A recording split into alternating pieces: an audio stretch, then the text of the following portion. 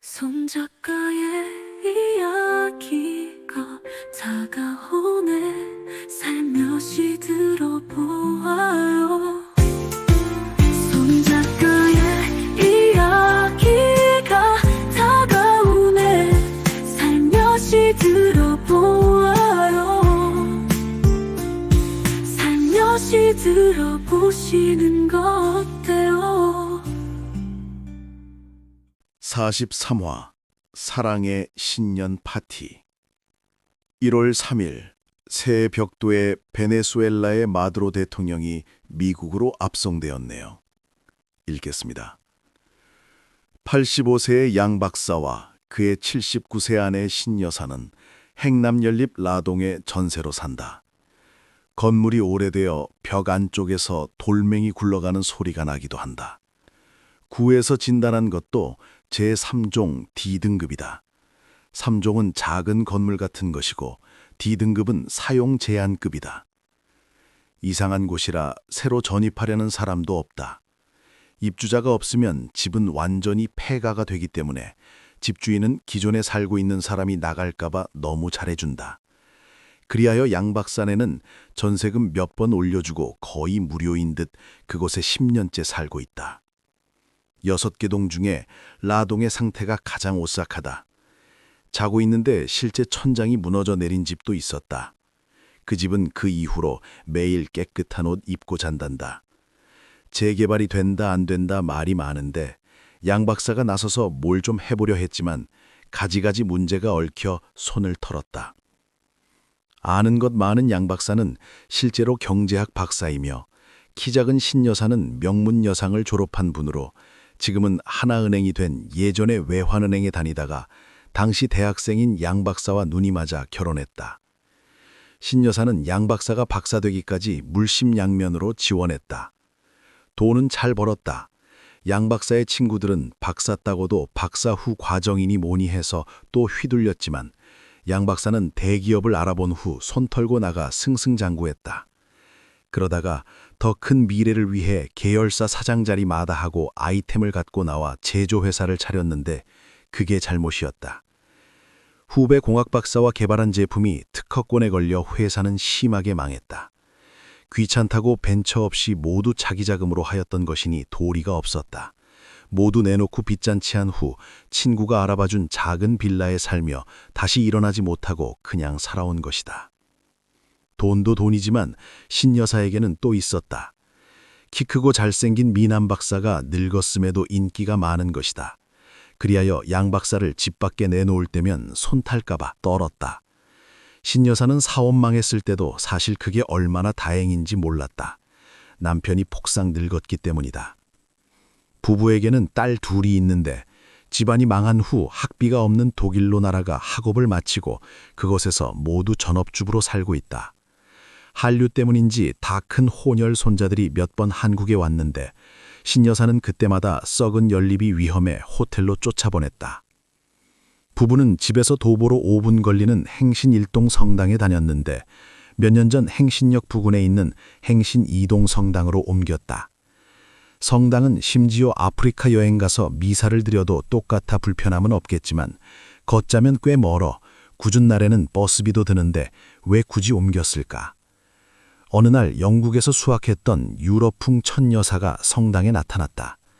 구역 타과회가 있던 날 양 박사와 천 여사가 끝없이 영어 단어를 쓰며 웃어댔다. 이제 견딜만하다 싶었던 신 여사가 실로 수년 만에 발작했다. 그리하여 두 번째로 가까운 행신 2동 성당으로 옮기게 된 것이다. 오늘은 양 박사 부부가 박 선생 문병 가는 날이다. 행신 1동 성당에서 구역장 하던 70세 박 선생이 손자 유치원 데려다주다 엉덩이뼈를 다쳐 입원했단다. 박 선생은 양 박사 부부가 처음 성당에 들어설 때부터 챙겨주던 다정한 사람이다. 양 박사가 방을 나오며 멋진 헌팅캡을 썼지만 신 여사는 상관하지 않았다. 대머리 가리는 용도일 뿐이기 때문이다. 사업 망한 후 이빨이 다 빠지고 머리도 빠졌다. 빠진 머리는 빠진 이처럼 다시 나지 않았다. 양 박사가 쪼그리고 앉아 오래된 구두를 우겨 신었다. 신사와 같은 운동화 많이 나오던데? 당신 돈으로 사요. 신 여사가 절대 안 사주는 게 2개 있다. 첫째, 도망간다고 신발을 안 사준다. 반만 대달라고 해도 안 된다. 한쪽만 신고 도망간다고. 두 번째, 찜질방 가기 전 마시는 그 1,000원짜리 쌍화탕도 절대 안 사준다. 쌍화라는 말 자체가 첩을 대주는 본처느낌이란다. 병원에 도착했다. 박 선생은 없고 옆 침대에 청년 한 명이 누워 있었다. 침대 길이가 감당 못할 정도로 길쭉한 청년이었다. 아이고, 요즘 청년들 저렇게 큰 건 우리 박 선생님 같은 사람이 다 가방 들어줘서 그런 거지? 여기 할아버지 어디 갔어요? 담배 피우러 가셨는데 금방 오실 거예요. 어머나, 그렇게 안 봤는데 박 선생님이 담배 피웠네? 아, 총각, 그 머리맡에 담배 아니요? 담배 피워요? 네. 담배 피우면 오래 못 살아요. 우리 동생들도 담배 피우다 다 먼저 갔잖아. 애인 있어요? 네. 예쁠 것 같은데. 마음이 예쁘죠. 딴짓하고 있어도 될 걸 양 박사가 거들었다. 좋은 거요. 와이프 이쁘면 오래 못 살아. 100%야. 신 여사가 병실을 나갈 듯 핸드백을 조용히 움켜쥐었다. 아, 미안해요, 여보. 뭐가요? 뭐가 미안한데요? 이때 얼굴까지 갈아 처참한 박 선생이 구세주처럼 나타났다. 어유, 박 선생. 그냥 노후에는 쉬어야지. 황혼 육아에 또 놀아나나? 그래도 우리 새끼인데 어떡해요. 와줘서 고마워요. 이렇게 좀 모면했나 싶었지만 무서운 일이 또 생겼다. 행신일동 성당의 천적 천여사가 손양손에 뭘 들고 나타난 것이다. 천여사가 풀어놓은 것은 과일과 와인이었다. 역시 내가 딱 맞춰왔네. 딱 맞췄어. 이 봉다리는 내가 와인 좋아하니까 며느리가 재놓고 간 건데 오늘 양 박사님 부부 오신 데서 한 병 빼온 거예요. 건강 위해서 한 잔씩 드시라고. 이후 천여사를 호스트로 양 박사와 박 선생을 패널로 KBS 아침마당이 전개되었다. 이 병원 작을 때부터 봤는데 종합병원 되면서 엄청 좋아졌네. 간병까지 통합이라잖아요. 다 해주니 얼마나 좋아. 병원 좋으면 뭐해요. 내 몸이 안 아파야지.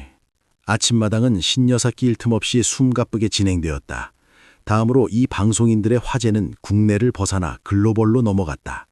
경호년 붉은 말의 해 벽두에 마두로 대통령이 눈귀 가린 채 경주마처럼 끌려가더라고요.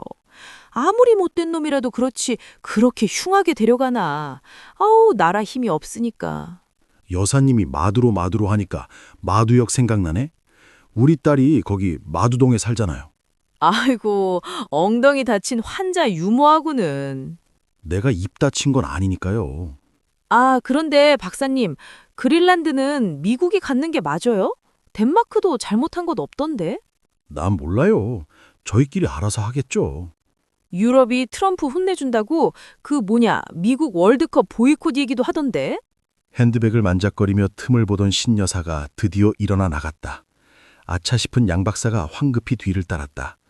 밖으로 나온 신여사는 인도에 쪼그리고 앉아 눈물을 훔쳤다. 내가 오르지 못할 나무 쳐다보지를 말았어야지. 잘생겨, 아는 건 많아, 친구 많아.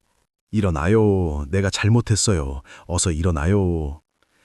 양 박사는 모자를 벗어 무릎에 깔고 머리 숙여 빌었다. 신여사는 양 박사의 다 벗겨진 정수리를 보며 웃어버렸다. 멋진 남편이 아니라 그저 헌팅캡 벗겨진 영국 꺽다리의 퇴역 경주마인 것이다. 신여사는 양 박사가 내려놓은 와인 봉다리를 챙겨 들었다. 덕본 김에 파티나 합시다. 신여사는 집에 도착해 안방의 성모상 앞에 앉아 한참 기도를 드렸다. 기도가 끝나고 양 박사가 와인을 따는 동안 신여사는 김치전을 부쳤다. 술상이 완비되자 두 사람은 가장 깨끗한 속옷을 갈아입고 겉옷도 파티풍으로 꾸며 마주 앉았다. 아까 무슨 기도를 그렇게? 보냈어요. 당신을 의심하는 할머니를 먼저 천국 보냈다고요. 이제 좋아하는 할머니만 남았으니까 한잔 하시라요. 유사일에 소주 한 잔 마셔본 적이 없는 알코올 불내성 부부는 각자 반잔도 못 먹고 죽을 지경이 되어 방으로 기어 들어갔다.